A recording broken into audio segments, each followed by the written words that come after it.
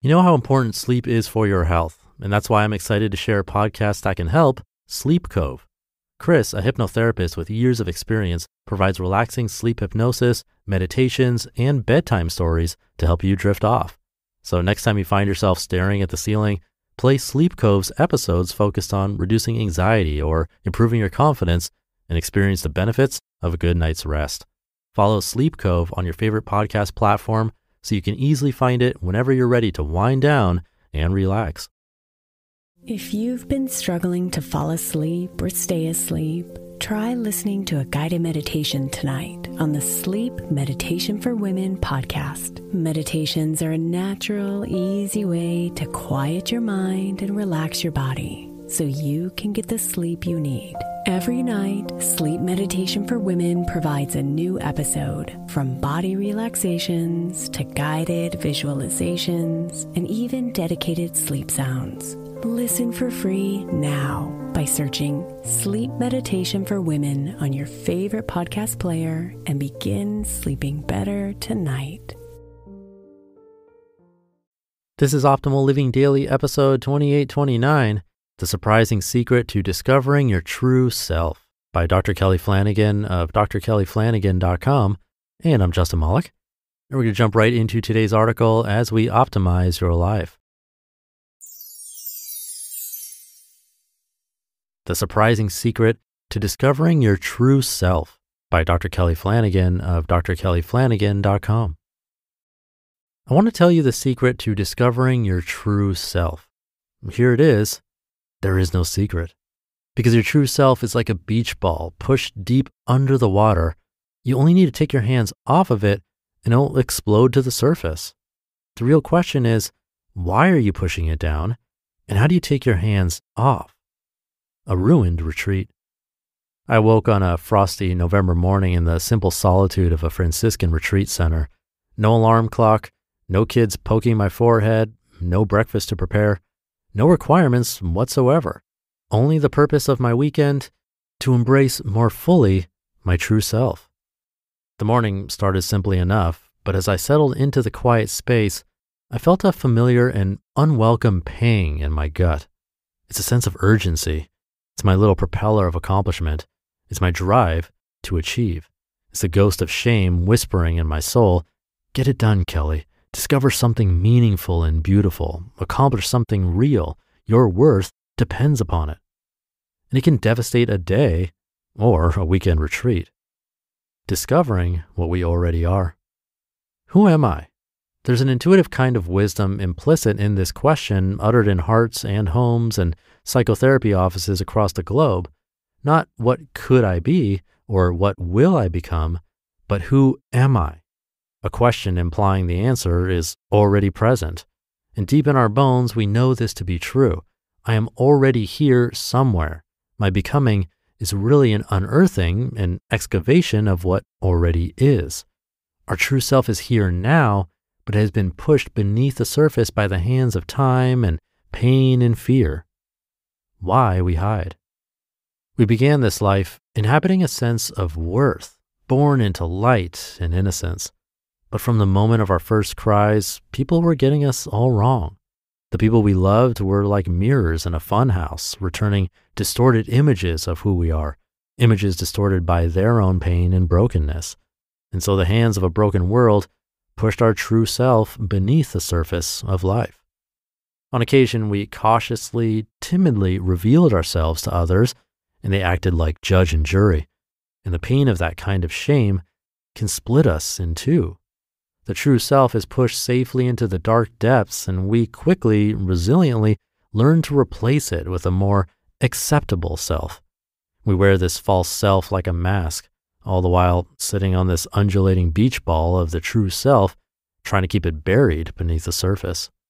We push it down with too thin bodies, impeccable clothing, aisles of makeup, the biggest houses and shiniest cars, and trophies and crowds and bank accounts and lovers and righteousness and anger and perfection and flawless children and lots of letters behind our names.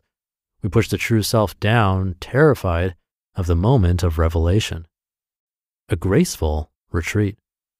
As the aching in my gut began to grow on that November morning, I stopped and uttered a simple prayer. Show me who I am. Several moments of silence followed, and then the thought, there is a beautiful, secluded lake about 3 minutes away, and all I want out of this entire weekend is to walk the 3-mile path around it. I want to walk it slowly with nowhere to go except back to the beginning. I want to walk it mindfully with nothing to accomplish but a still, slow breath.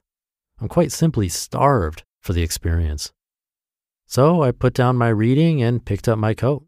I walked out of the building and I searched for the entrance to the forest path that would deliver me to the lake. I spotted it, a worn opening framed by stark trees and brown crumpled leaves.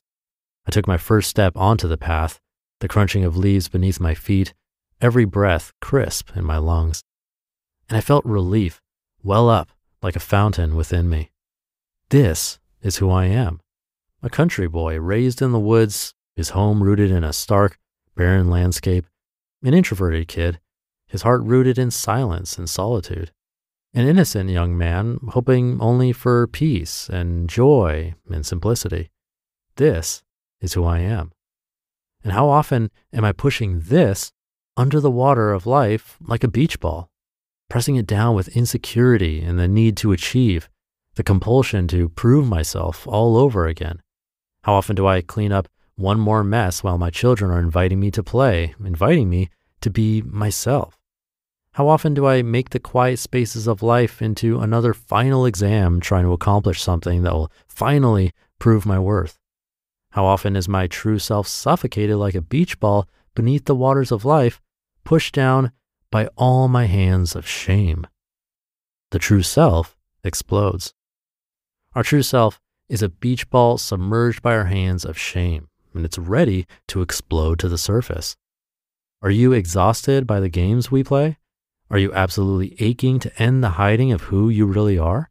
Are you ready to remove your hands and watch as your true self rockets to the surface?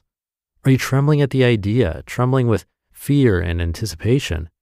Are you ready to crack the thin veneer of your false self with a hammer of authenticity? Are you ready to take a courageous swipe at all the falsehood? When we step into the fullness of who we are, it's terrifying. All sorts of mess rushes to the surface. Deep grief, awful fears, festering wounds, embarrassing truths, all sorts of flaws and blemishes. But with it also comes beauty and passion and purpose and meaning and relief, sweet relief from the pressure of the hiding. With it comes people who know who we really are and want to be with us anyway. With it comes the freedom to play and live and love. With it comes the grace of a gloriously broken creature. Are you ready to lift your hands?